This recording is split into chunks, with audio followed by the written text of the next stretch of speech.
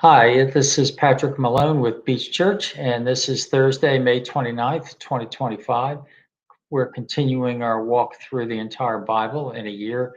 And tonight we're in the book of Job, and tonight we're looking at Job chapters 7, 8, and 9. And I'm filling in for Barbara, who's not feeling well. So get well, Barbara. Please say a prayer for her. Thank you.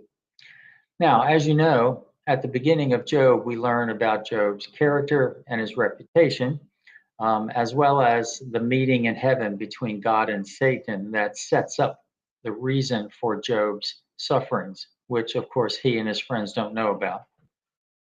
And then his three friends show up and they mourn quietly with him for 7 days. And then Job breaks the silence in chapter 3 with this long lament in which he wishes that the day he was born had never existed, or that he could have died when he was born. Um, in chapter 4, Eliphaz, the first of the three friends to talk, he contends that Job is suffering because Job is a sinner.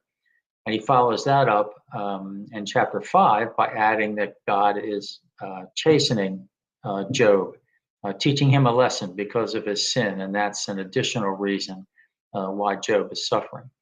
And then in chapter 6, also through part of chapter 7, responds to what Eliphaz has said, claiming that his complaint is just, that on top of his physical misery and his wife tempting him to curse God and die, he has to respond to ignorance and insensitivity from his friends. So today we look at chapters 7, 8, and 9. So chapter 7, Job is talking again, but this time he's talking to God, not to his friends.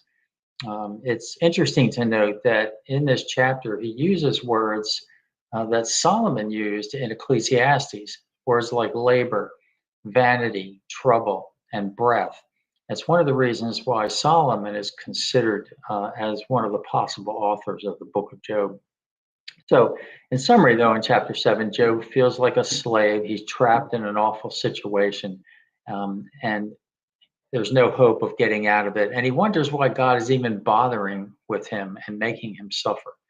Why does God keep paying attention to him? And then also in this, Job concedes to the argument of Eliphaz that he must have sinned, but really only because he can find no other reason for his suffering that makes sense.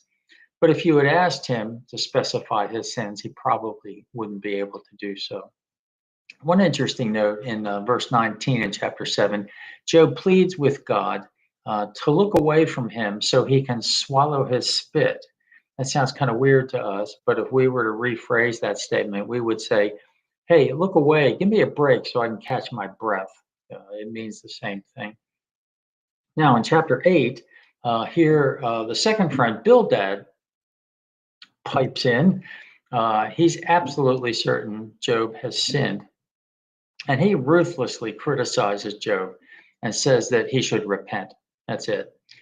Interestingly, Bildad does in this ruthless criticism offer some hope to Job by saying that God will not cast away the blameless if only Job would repent. And it just so happens that that is what happens at the end of the book. God doesn't cast him away, does restore him. Yet at this particular point, Bildad is wrong about Job's integrity and his sinfulness.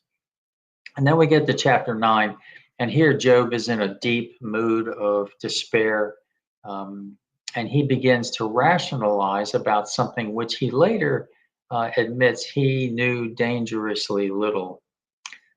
Here's what Job concludes in chapter 9.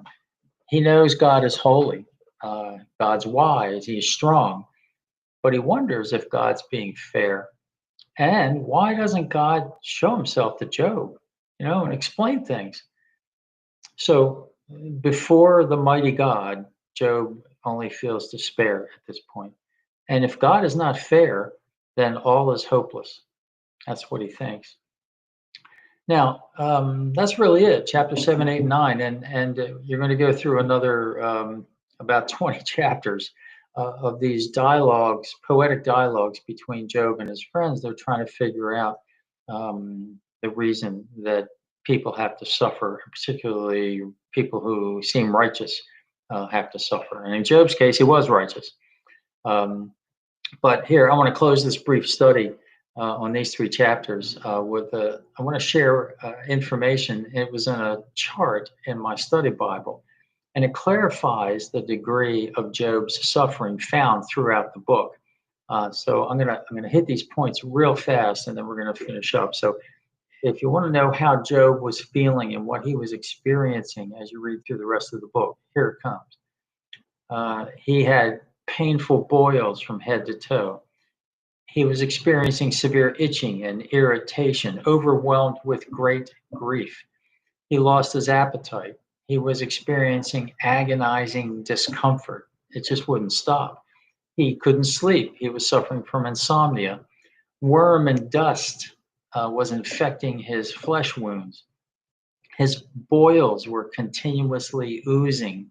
He was having hallucinations. His skin was decaying. He was shriveling up in every way, physical, mental, emotional.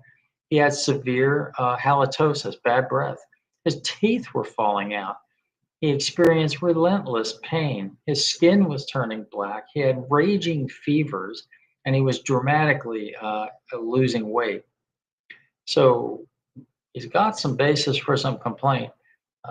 And this wasn't just for a day. I think this went on for quite a long time. Certainly at least for 7 days, while his friends were sitting with him, and much longer. So these chapters up through chapter 14 are still part of the first of 3 cycles of speeches between Job and his 3 friends. So tune in tomorrow evening for chapters 10, 11, and 12. And just a personal note, chapter 12 begins with one of my favorite quotes of cutting sarcasm from Job toward his friends and their advice. So that's it.